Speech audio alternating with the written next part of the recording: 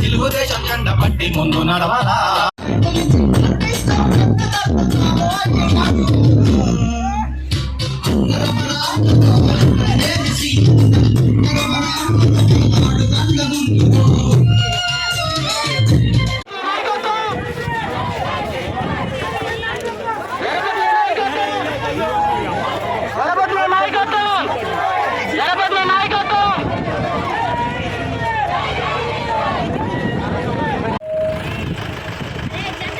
రామాలపాడు సర్పంచ్ సంగ సురేష్ గారు, సర్పంచ్ రామాలపాడు కదా, నేను చెప్పింది అదే కదా. ఆంధ్ర విలేజ్ మీది కూడా కామాలపాడు పంచాయతీ కిందే ఉంది. శంకరాపురం తర్వాత వస్తున్నది, తర్వాత మీకు సపరేట్. సర్పంచ్గా ఆయన కామాలపాడు సర్పంచ్ గారు, శంకరాపురం కూడా ఆమ్లెట్ విలేజ్గా ఉంది.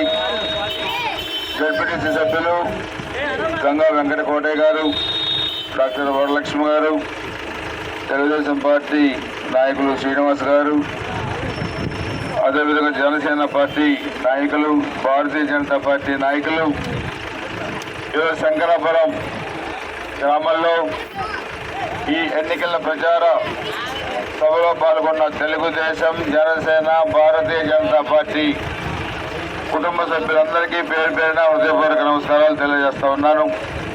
శంకరాపురం గ్రామం ఈరోజు కామలపాడు గ్రామ పంచాయతీలో ఉండి, ఇక్కడ గతంలో కూడా మనం చూస్తే తెలుగుదేశం హయాంలో అనేక అభివృద్ధి కార్యక్రమాలు కూడా చేశాం. రోడ్స్ కానీ, డ్రైన్స్ కానీ ఇవన్నీ కూడా మనం ఇచ్చాం. డ్రింకింగ్ వాటర్ ప్రాబ్లం కూడా చాలా వరకు లేకుండా చేశాం. ఇప్పుడు కూడా మనం ఇంకా పెండింగ్ సమస్యలు ఈ గ్రామంలో ఉంటే వాటిని కూడా రేపు మన ప్రభుత్వం వచ్చిన తర్వాత వాటిని తప్పకుండా పరిష్కారం చేసుకుందాం.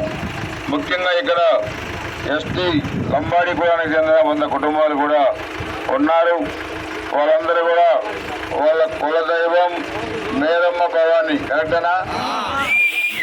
మేరమ్మ భవాని అమ్మవారికి స్థలం కేటాయించాలని చెప్పారు. అదేంటి ఫారెస్ట్ డిపార్ట్మెంట్ లో ఉందా స్థలం? దేంట్లో ఉంది? అసైన్మెంట్ ఉందా? అభివృద్ధి కార్యక్రమాలు నిల్లు, అవినీతి ఫుల్లు. ఈరోజు మైనింగ్ చూసి వేల కోట్ల రూపాయలు కొల్లగొట్టారు. ఆ అక్రమ మైనింగ్ గుంతల్లోనే 8 మంది చిన్న పిల్లలు చనిపోయారు. అందుకే ఈరోజు వేల ఎకరాల భూములు పెన్షన్ అన్నాం. చంద్రబాబు నాయుడు గారు 2014లో ముఖ్యమంత్రిగా వచ్చినప్పుడు 200 రూపాయల పెన్షన్ ఉంటాయి. దాన్ని 2019కి 2000 రూపాయలు చేశారు. దాన్ని 3000 రూపాయలు చేస్తానని చెప్పి మహానుభావుడు 200 రూపాయలు పెంచుకుంటూ వచ్చాడు. నిన్న అంటాడు 3500 పెన్షన్ చేస్తారంట. కానీ దోసుకున్న సొమ్ము ఇచ్చినా కానీ బ్రహ్మాండంగా పెన్షన్ ఇవ్వచ్చు. కానీ లెక్కరు, ఇసుక, మైనింగ్, మట్టి